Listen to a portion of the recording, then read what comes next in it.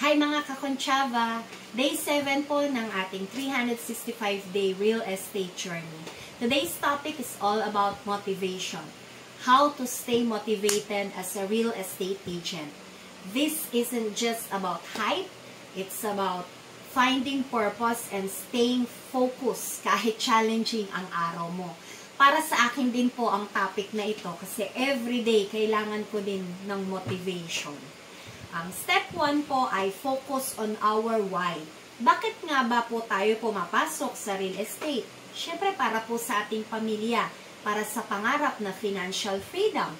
Kapag alam mo ang dahilan, mas may hugot ka para magpatuloy. Dahil wala na po yung mga parents ko, kaya nakatutok na po ang aking why sa aking mga anak at sa retirement po naming mag-asawa.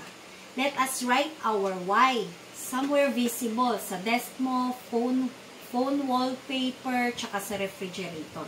This constant reminder will help us push through tough days. Yung sa akin po, nakapost doon po sa aking wallpaper sa phone ko, at tsaka po sa refrigerator po namin, at tsaka dito po sa aking desktop. So, everyday nakikita ko siya. Step 2, develop a growth mindset. Every rejection or setback is an opportunity to learn and grow. Hindi failure ang pagkakamali. Ito po ay isang feedback.